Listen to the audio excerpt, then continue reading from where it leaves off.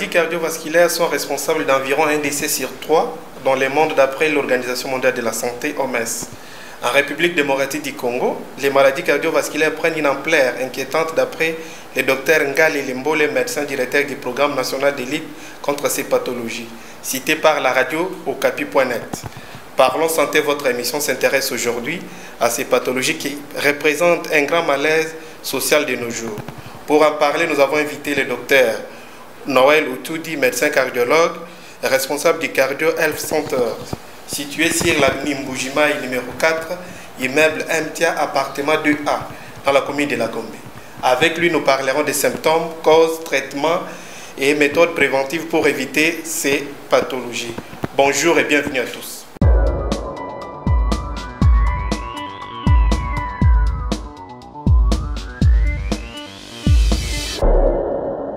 Nabandaki nazaki kokosola. Nazo kosola, sima na kokosola, sima ya 1 mois, et bandi osalanga paiement. Elle vient de la province de Bandundu. Marceline Zumba, 60 ans révolue, souffre de la cardiopathie, une maladie cardiovasculaire qui touche le muscle cardiaque et réduit la capacité du cœur à pomper le sang riche en oxygène indispensable pour le corps. Malheureusement pour Madame Zumba, comme dans la plupart des cas, les cardiopathes sont des maladies qui s'ignorent. Na bandiko yoka paiement, na bandiko na kien hôpital, na bakomelinga ordonnance.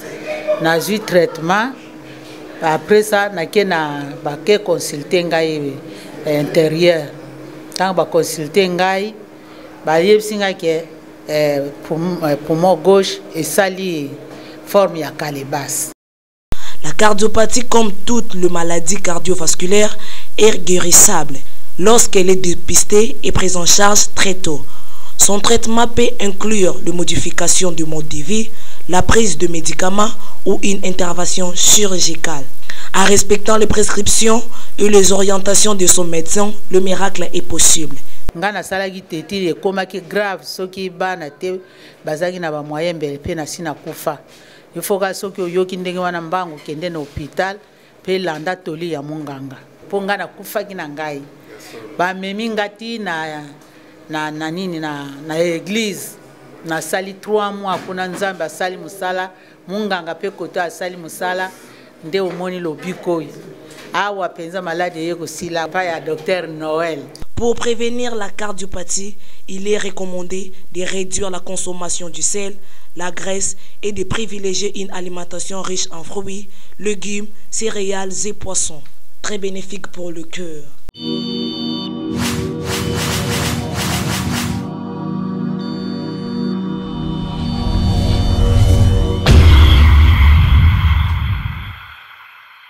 Bonjour docteur. Bonjour. Merci pour votre disponibilité à participer dans cette émission malgré vos multiples occupations. Quel est votre commentaire concernant ces sujets maladies cardiovasculaires? Voilà, les maladies cardiovasculaires représentent un sujet extrêmement important, d'autant plus que, vous l'avez dit dans votre introduction, elles représentent la première cause de mortalité dans le monde actuellement. Et selon les statistiques de l'OMS, en 2018, ces maladies cardiovasculaires constituaient la première cause de décès dans le monde, toutes causes confondues, avec environ 18 millions de décès par an. Et ces maladies ont besoin d'être considérées avec énormément d'attention pour éviter tous ces décès. Les maladies dans le monde, elles sont nombreuses, les maladies infectieuses, les cancers et autres.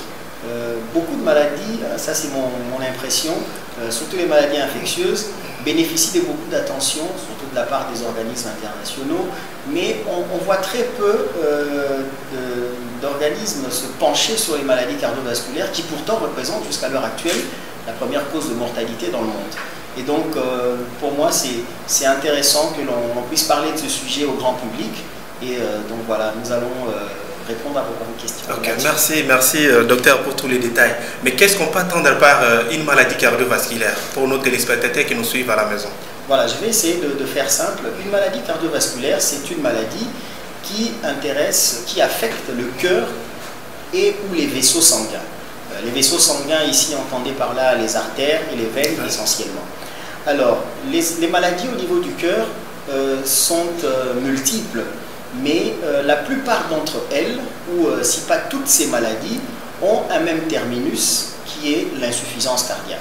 C'est-à-dire toutes ces maladies peuvent intéresser, ces maladies peuvent être de nature à intéresser le muscle cardiaque, à intéresser les valves du cœur, à intéresser une partie qu'on appelle le péricarde, ou les artères coronaires au niveau du cœur. Mais bref, toutes ces maladies du cœur vont aboutir à une incapacité du cœur à pomper le sang. Parce que le rôle majeur du cœur, c'est de pomper le sang au niveau des organes.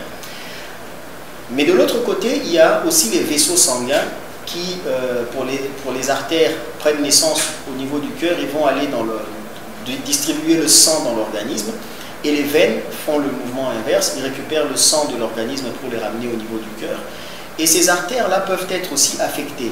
Notamment, elles peuvent être entamées par un processus qu'on appelle l'athérosclérose. On va en parler un petit peu tout à l'heure. L'athérosclérose, en gros, c'est des plaques de graisse et d'autres substances qui vont boucher les artères. Et quand ça se passe au niveau du cerveau, ça provoque un accident vasculaire, connu sous le nom d'accident vasculaire cérébral, donc des AVC. Et voilà. Il y a aussi d'autres facteurs de risque qui ne sont pas des maladies cardiovasculaires, mais sont des facteurs de risque cardiovasculaire et peuvent aboutir à l'insuffisance cardiaque. Il y a essentiellement l'hypertension artérielle, c'est une maladie qui concerne les artères, une augmentation de pression au niveau de la paroi des artères.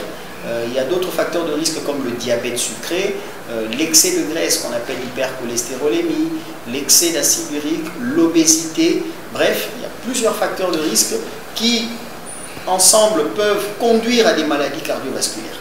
Oui, j'allais juste vous demander, docteur, dans votre expérience en tant que cardiologue, quelles sont les maladies cardiovasculaires qui reviennent souvent pendant vos consultations?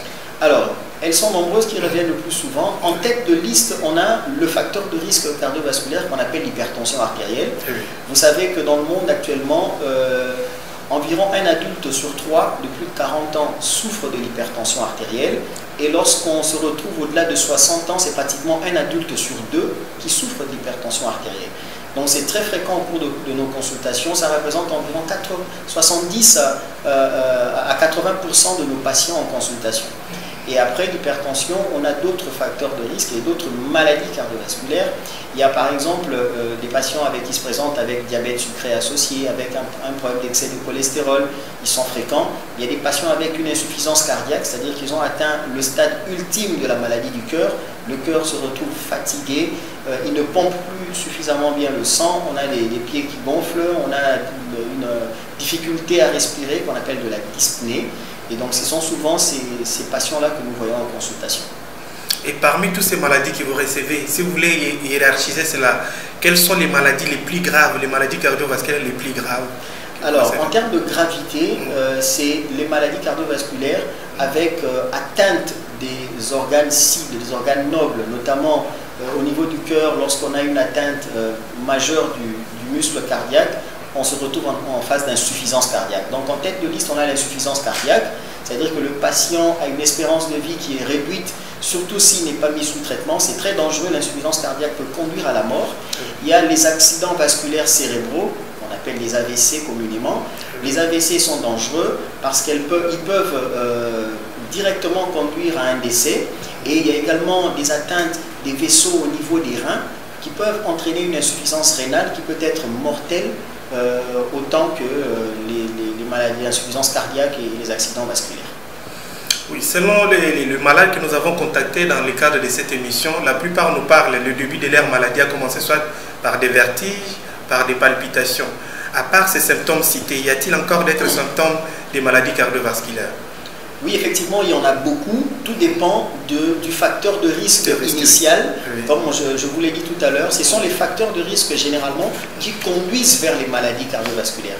Et lorsqu'on a par exemple l'hypertension qui est le premier facteur de risque, les symptômes de l'hypertension sont généralement des maux de tête à répétition. La plupart des gens pensent que c'est la malaria. Voilà, mais on fait la goutte épaisse, elle est tout le temps négative, où on a une croix comme ça, mais lorsqu'on check la tension, on voit qu'il y a une hausse de tension. Lorsqu'on mesure la tension, on voit qu'il y a une hausse de tension. Il y a les vertiges, effectivement, peuvent être des symptômes qui inaugurent une hypertension artérielle. Il y a de la fatigue, il y a de l'essoufflement à l'effort. Là, c'est quand le cœur commence déjà à se fatiguer. Il y a le gonflement des pieds qu'on appelle les édèmes. Là aussi, c'est des signes initiaux de l'insuffisance cardiaque. On peut avoir plein d'autres signes, des bourdonnements dans les oreilles, comme qu'on appelle les acouphènes. Ça peut être un symptôme pour lequel le patient consulte. Des palpitations cardiaques, effectivement, le patient peut venir consulter pour ça. Donc, bref, c'est un ensemble de signes, une constellation des signes pour lesquels les patients peuvent venir nous consulter. Donc, c'est extrêmement important. Dès lors qu'on a l'un de ces symptômes et qu'on a au moins 30-40 ans, il faudra voir rapidement un médecin pour faire le dépistage. D'autant plus que les facteurs de risque cardiovasculaires s'installent de manière insidieuse. Très souvent, lorsqu'on commence une hypertension artérielle, au début, c'est souvent asymptomatique, on ne ressent rien du tout. Lorsqu'on commence à ressentir les symptômes qu'on a énumérés, c'est que la maladie est déjà à un stade assez avancé. Et donc, c'est extrêmement important, quand bien même on ne ressent aucun symptôme, mais on a déjà atteint 40 ans d'âge, de faire un dépistage des maladies cardiovasculaires. Maintenant, quelles sont les causes principales des maladies cardiovasculaires? Alors, les principales causes, tout à l'heure, je l'ai dit, c'est essentiellement les facteurs de risque. En première intention. Les facteurs de risque, il y en a plusieurs. Il y a des facteurs de risque qui ne sont pas modifiables, notamment l'âge. Dès lors qu'on a, pour un homme, dès lors qu'il a plus de 55 ans, pour la femme, dès lors qu'elle a plus de 65 ans, ça constitue déjà un facteur de risque de développer une maladie cardiovasculaire. Il y a aussi l'hérédité de l'hypertension. Lorsque vous avez un parent qui est hypertendu, ça augmente les risques pour vous de développer de l'hypertension artérielle. Et il y a d'autres facteurs modifiables que j'ai cités. Il y a le tabagisme, c'est un facteur de risque très important des maladies cardiovasculaires. Le tabac multiplie par 6 le risque de faire un accident vasculaire cérébral et par 5 le risque de faire une insuffisance cardiaque. Il y a l'alcoolisme excessif, il y a l'hypertension et le diabète, je les ai déjà cités, l'obésité, c'est un gros facteur de risque. Il y a la sédentarité, c'est-à-dire des personnes qui ne bougent pas beaucoup, qui ne font pas beaucoup d'activité physique. Voilà. Et puis il y a des facteurs de risque que l'on recherche dans des bilans de labo, par exemple l'excès de cholestérol, qu'on appelle l'hypercholestérolémie, il y a l'excès de triglycérides, l'excès d'acide urique. Bref, il y a une constellation des facteurs qui peuvent entraîner les maladies cardiovasculaires. Ces facteurs-là, pour la plupart, il faudra que le médecin les recherche parce qu'ils ne sont pas toujours évidents. Je vais vous faire rire. Je connais une personne qui était jeune, moins de 40 ans, 38, 37 ans, et qui se disait qu'il était indemne de problèmes cardiovasculaires. Mais lorsqu'on lui a fait on a proposé un dépistage, il s'est retrouvé avec un taux d'acide urique très élevé. Mais il s'étonnait, mais il me dit, docteur, comment je me retrouve avec ce taux d'acide urique élevé? Je ne ressens rien du tout.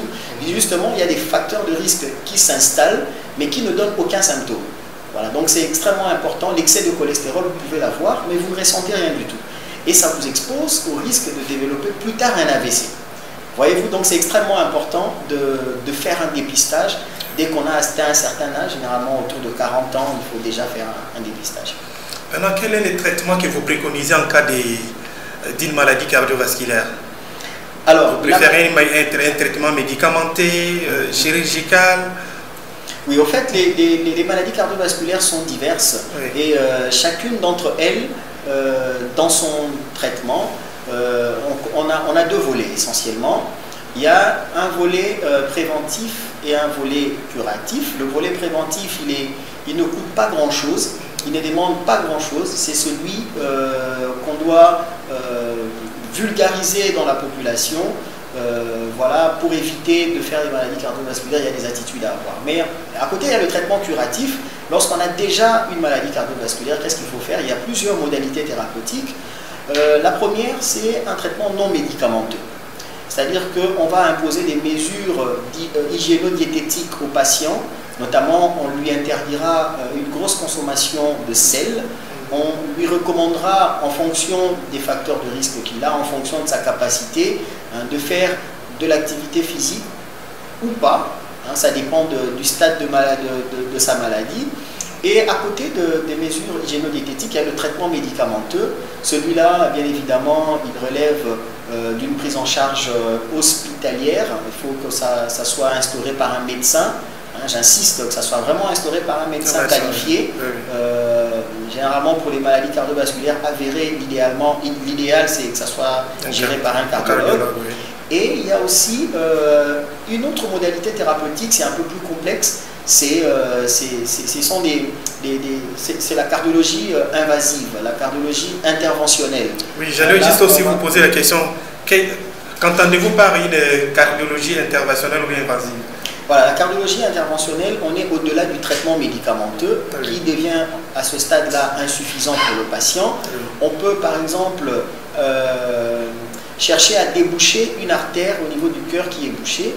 Dans ce cas-là, on ira avec un cathéter qu'on introduit au niveau de la veine de la jambe. Le cathéter remonte jusqu'au niveau, du cœur. On va aller déposer un dispositif métallique qu'on appelle un stent pour déboucher l'artère et permettre à ce que le cœur soit bien vascularisé. Vous comprenez que c'est vraiment invasif, ça se fait au bloc opératoire. On peut placer des piles au niveau du cœur chez des patients qui ont des problèmes de fonctionnement électrique de leur cœur. Un cœur qui est extrêmement lent, qui ne bat pas très bien, on peut booster ce cœur-là entre guillemets en plaçant une pile qu'on appelle un pacemaker ou un stimulateur cardiaque externe. Et voilà, il y a beaucoup d'interventions que l'on peut faire au-delà du traitement médicamenteux. L'avantage de l'intervention, de la cardiologie interventionnelle, c'est quoi? Ces avantages? Oui, elle a des gros avantages. Au fait, elle vient pallier aux limites de la cardiologie conventionnelle et quelques devices aussi qu'on peut placer. Il y a quelques petits dispositifs qu'on peut placer, mais ce n'est pas très invasif. Et la cardiologie interventionnelle va au-delà. C'est vraiment le stade ultime de la prise en charge cardiologique avant d'aller à la chirurgie cardiovasculaire qui devient une autre spécialité de la médecine.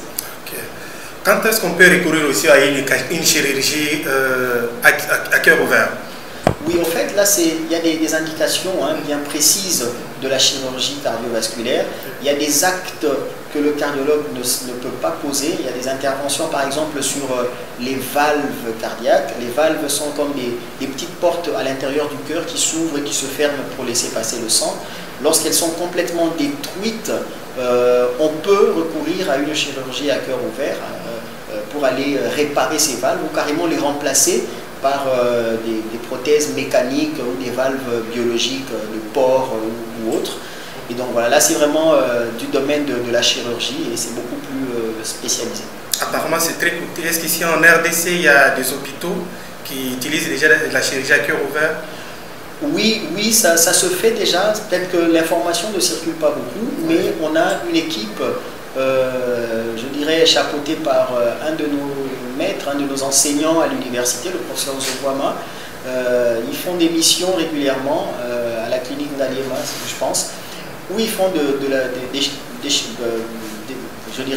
des missions de chirurgie cardiovasculaire et il y a des réparations sur les valves qui sont faites. Voilà, et c'est vrai que l'activité, elle est un peu discontinue, mais elle se fait déjà et voilà, il faut peut-être la participation de tous pour que cette activité soit pérenne. Voilà, pas que la chirurgie cardiovasculaire, il y a aussi la cardiologie interventionnelle, elle se fait dans ce pays, dans cette ville même à Kinshasa, mais l'activité ne sait pas être pérenne à cause d'un problème de financement, de subvention. C'est des actes qui coûtent excessivement cher pour le Congolais moyen. Et donc si l'État ne subventionne pas, ne prend pas en charge ces actes-là, vous comprenez que l'accès est un petit peu réduit à cause des finances. Mais les poses des pacemakers, par exemple, ça se fait avec le docteur Lubenga, qui est cardiologue, c'est mon maître. Et voilà, ensemble, nous faisons ces interventions-là dans quelques hôpitaux ici en ville. Mais voilà, comme je l'ai dit, c'est une activité qui reste un petit peu, qui a besoin d'être boostée et subventionnée par l'État.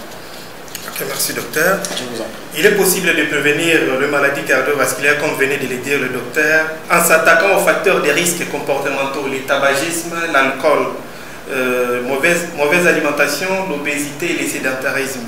Si le docteur le permet, j'espère qu'à la prochaine émission, on pourra entrer en profondeur sur la chirurgie à ciel ouvert et la cardiologie interventionnelle. Merci docteur pour votre disponibilité. Nous remercions aussi le docteur Mobinga qui est votre maître pour la collaboration. Merci à toute mon équipe. Merci à notre réalisateur M. Sebron Timba pour l'opportunité. À la prochaine occasion. Merci à vous.